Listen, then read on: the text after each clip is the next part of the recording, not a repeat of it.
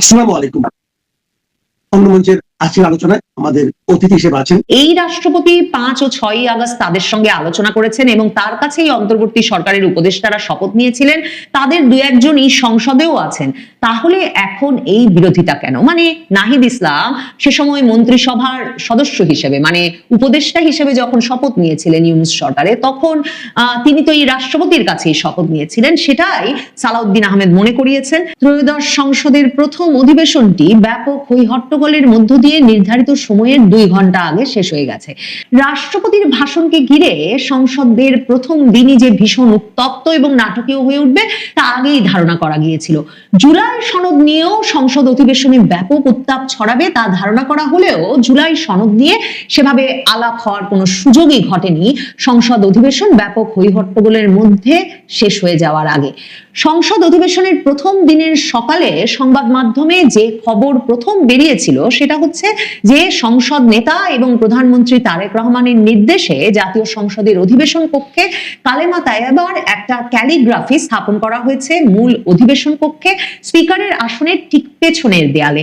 সংসদের ভেতরে সংস্কার নিয়ে বিএনপি যথেষ্ট সিরিয়াস কিনা, সিনসিয়ার কিনা, এই নিয়ে রীতিমতো একরকমের উদ্বেগ প্রকাশ করতে করতে, সমালোচনা করতে করতেই জাতীয় সংসদের বিরোধী দল জামায়াতে ইসলামী জাতীয় নাগরিক পার্টি তারা সংসদের প্রথম অধিবেশনে যোগ দিয়েছিল। সংসদে তারা যোগ দিয়েছে দুটো শপথ নিয়ে, সংসদ সদস্য হিসেবে এবং সংবিধান সংস্কার পরিষদের সদস্য হিসেবে। বিএনপি সংবিধান সংস্কার পরিষদের সদস্য হিসেবে কোনো শপথ নেয়নি এবং সংসদ অধিবেশনের আগের দিনই বলেছে যে ইউনূস সরকারের আমলে জুলাই সনদ সহ যে 133টি অধ্যাদেশ পাশ হয়েছে সেগুলো সবই তারা সংসদে তুলবে এবং যেগুলো প্রয়োজনীয় মনে করবে, ন্যায্য মনে করবে, সেই অধ্যাদেশগুলো এরপর তারা আইনে পরিণত করবে, অন্যগুলো বাতিল হয়ে যাবে। এমন একটা পরিস্থিতিতে যে সংসদ অধিবেশনটি বসেছে সে সংসদে কিন্তু একদিকে যেমন জামায়াতে ইসলামী, বিএনপি তারা দীর্ঘদিনের রাজনৈতিক মিত্র, এর আগে যখন তারা সংসদে বসেছিল তখন তারা একই জোটের থেকে নির্বাচন করে সংসদে আসন পেয়ে এসেছিল। 2018 সালেও বিএনপি জামাত জোটভুক্ত হয়ে নির্বাচন করে, আর 2001 সালে বিএনপি জামায়াতে ইসলামী 4 দলীয় জোট তারা সরকারি দলে ছিল এবং তারাই তখন ক্ষমতায় অধিষ্ঠিত হয়েছিল। তো এহেন দীর্ঘ সময়ের মিত্র দুটো দল এবার পরস্পরের মুখোমুখি, আর সংসদ নেতা তারেক রহমান এবং বিরোধী দলীয় নেতা ডাক্তার শফিকুর রহমান দুজনেই প্রথমবারের মতো সংসদ সদস্য নির্বাচিত হয়ে সংসদে এসেছেন। এবার সংসদ নানা কারণে বিচিত্র, স্পিকার নাই, ডেপুটি স্পিকার নাই। 2024-এর 5ই আগস্টের পর স্পিকার পদত্যাগ করেছেন। ডেপুটি স্পিকার সেই সেপ্টেম্বর থেকেই 2024-এ কারাগারে আছেন এবং এখনো কারাগারে আছেন। কাজেই সে অবস্থায় স্পিকারের আসনটি খালি রেখে সংসদ অধিবেশন শুরু হয়। তারেক রহমান সংসদ অধিবেশনের শুরুতেই বিএনপির সিনিয়র সদস্য খন্দকার মোশাররফ হোসেনকে সভাপতিত্ব করবার দায়িত্ব দেন এবং তিনি সভাপতিত্ব করে স্পিকার, ডেপুটি স্পিকার নির্বাচনের কাজটি পরিচালনা করেন সংসদের অধিবেশন কক্ষে।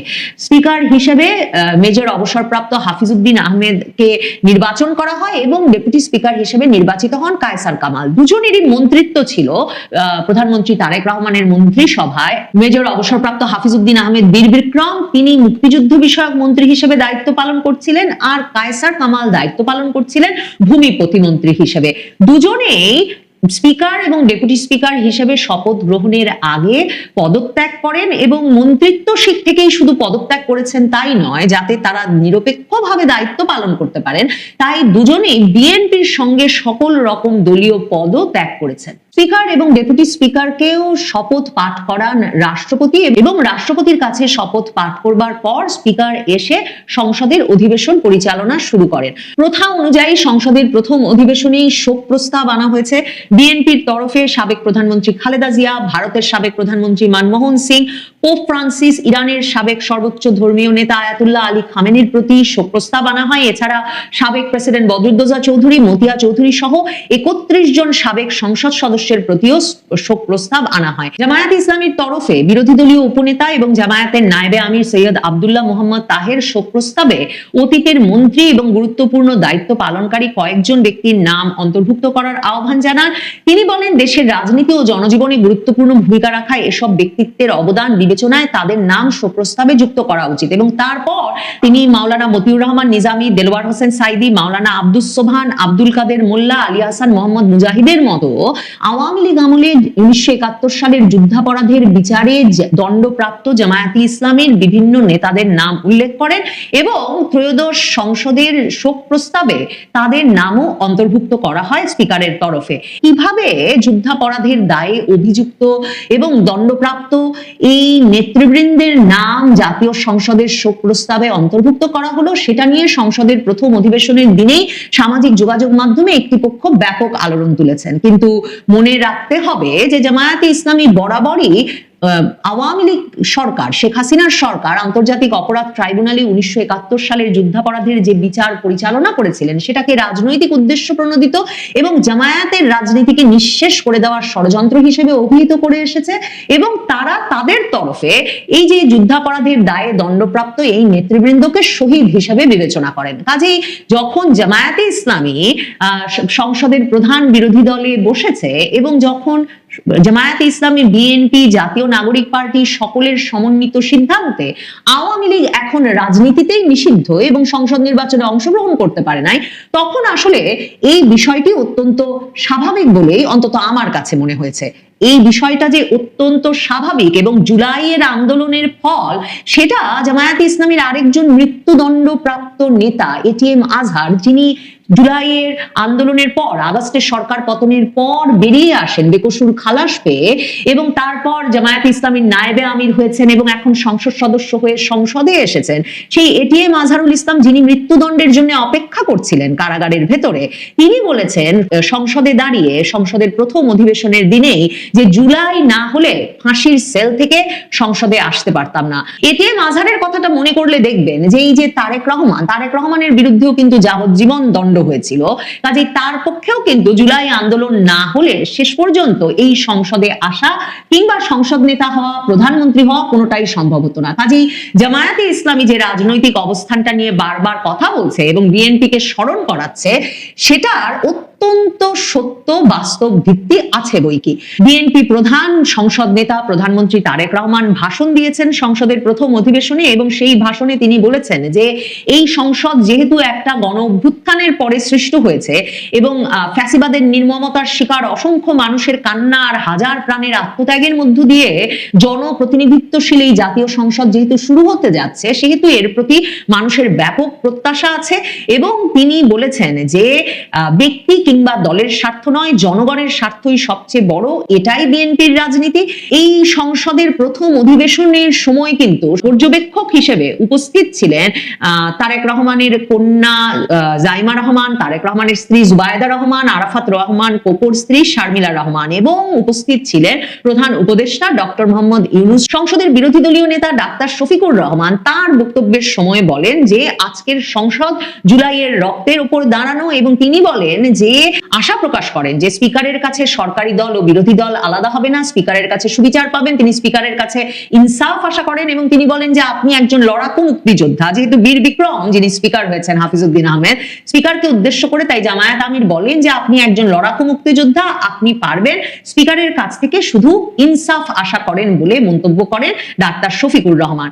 এই যে রাষ্ট্রপতি যেই স্পিকার ডেপুটি স্পিকারকে শপথ পাঠ করালেন, যেই রাষ্ট্রপতি ঠিক করে দিলেন যে সংসদে এবার স্পিকারের ডেপুটি স্পিকারের অনুপস্থিতিতে সংসদ সদস্যদের সবাইকে শপথ পাঠ করাবেন প্রধান নির্বাচন কমিশনার, সেই রাষ্ট্রপতি যখন প্রথা অনুযায়ী সংসদে বক্তব্য দিতে আসবেন তখন স্পিকার বারবার বলেন প্রথা রক্ষা করতে চাই, সে কারণে রাষ্ট্রপতি এখন বক্তব্য রাখবেন এবং কেউ যাতে বিশৃঙ্খলা সৃষ্টি না করে। কিন্তু বিরোধী দল জামায়াতে ইসলামী, জাতীয় নাগরিক পার্টি যেমনটা তারা আগেই বলেছিলেন যে তারা এই রাষ্ট্রপতির অভিশংসন চান, গ্রেফতার চান, অপসারণ চান, কাজেই ব্যাপক বিক্ষোভে তারা ফেটে পড়েন। রাষ্ট্রপতি ঢুকে যখন জাতীয় সঙ্গীতের সঙ্গে দাঁড়ান এবং সকল সংসদ সদস্যদের দাঁড়ানোর নিয়ম, তখন তারা বসে থেকে হই হট্টগোল করেন আর এরপর জাতীয় সঙ্গীত শেষ হলে রাষ্ট্রপতি যখন বক্তৃতা দিতে ডায়াসে দাঁড়াতে আসেন তখন রীতিমতো তেড়ে মেরে যান তারা এবং স্লোগান চলতে থাকে, হই হট্টগোল চলতে থাকে। এক পর্যায়ে নাহিদ ইসলাম রাষ্ট্রপতিকে ভাষণ দিতে আসতে বলে স্বাগত জানানোর প্রতিবাদে বক্তব্য রাখতে চেয়েছিলেন স্পিকারের কাছে,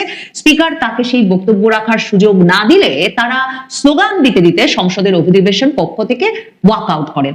রাষ্ট্রপতি শাহাবুদ্দিন চুপ্পু, যিনি শেখ হাসিনার অত্যন্ত অনুগত ছিলেন, শেখ হাসিনাকে পায়ে হাত দিয়ে সালাম করতেন, এবং সেই রাষ্ট্রপতি শাহাবুদ্দিন চুপ্পুকে নিয়ম অনুযায়ী বিএনপির মন্ত্রিসভার অনুমোদিত স্ক্রিপ্ট পাঠ করতে হয় সংসদ অধিবেশনে দাঁড়িয়ে। কাজেই সেই বক্তৃতায় রাষ্ট্রপতি মোহাম্মদ শাহাবুদ্দিন স্বাধীনতার ঘোষক শহীদ রাষ্ট্রপতি জিয়াউর রহমান সহ স্বাধীনতা ও মুক্তিযুদ্ধের ইতিহাসের সব অবিসংবাদিত নেতার অবদানকে শ্রদ্ধার সঙ্গে স্মরণ করেন, খালেদা জিয়ার অবদানকে শ্রদ্ধার সঙ্গে স্মরণ করেন এবং বলেন যে আওয়ামী লীগ তার শাসনামলে দেশকে দুর্নীতিতে চ্যাম্পিয়ন করে বিদায় নিয়েছিল।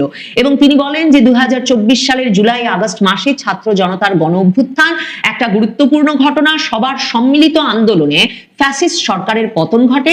এবং তিনি বলেন যে হাজারো শহীদের রক্তের ওপর দিয়ে অবশেষে 2024 সালের 5ই আগস্ট তৎকালীন ফ্যাসিস্ট সরকারের পতন ঘটে। এটা নিয়েও ব্যাপক আলোচনা হচ্ছে সামাজিক যোগাযোগ মাধ্যমে। তবে এটাও মনে রাখা দরকার যে শেখ হাসিনার আমলেই রাষ্ট্রপতির ভাষণটি, যেটি তিনি সংসদে দেবেন প্রথা অনুযায়ী, সেটি যে ক্ষমতাসীন মন্ত্রিসভার অনুমোদিত হবে সেই নিয়মটি করা হয়েছিল।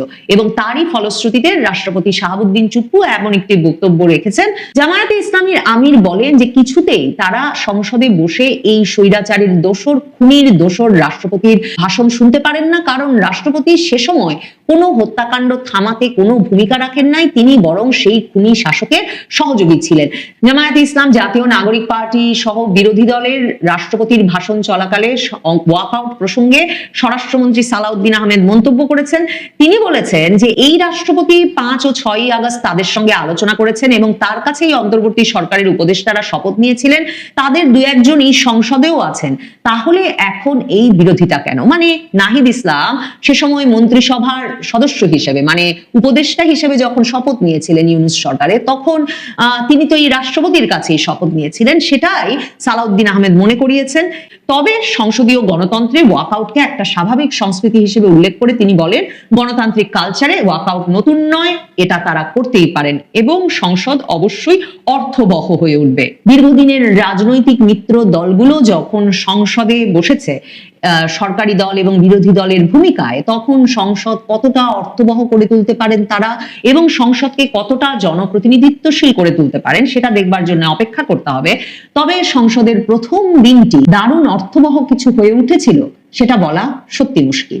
আসসালামু আলাইকুম প্রিয় দর্শক, 12ই মার্চকে আমাদের সংসদীয় রাজনীতির ইতিহাসে নিঃসন্দেহে একটি অনন্য ঐতিহাসিক দিন হিসেবে আমরা চিহ্নিত করতে পারি এবং সেই ইতিহাসটি নিঃসন্দেহে কলঙ্কের, আবার কলঙ্কের হলেও দিনটি ছিল বেশ উপভোগ্য নানান দিক থেকে। একদিকে রাষ্ট্রপতিকে গাদ্দার বলা হচ্ছে জামায়াত এনসিপির পক্ষ থেকে এক অর্থে, আবার অন্য অর্থে সেই রাষ্ট্রপতিকে আবার গাদ্দার বলছে আওয়ামী লীগ। বিষয়টি বেশ মজাদার।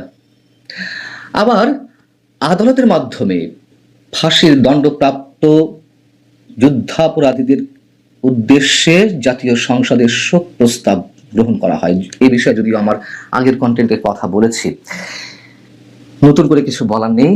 পুরো বাংলাদেশ লজ্জায় অবনত।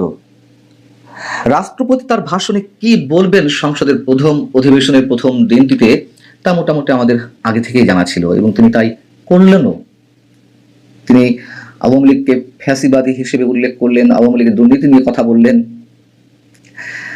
রাষ্ট্রপতি মোহাম্মদ শাহাবুদ্দিন যখন সংসদের অধিবেশন কক্ষে আসবেন বা আসছেন এমন ঘোষণা দেওয়া হলো, সেই ঘোষণার সঙ্গে সঙ্গে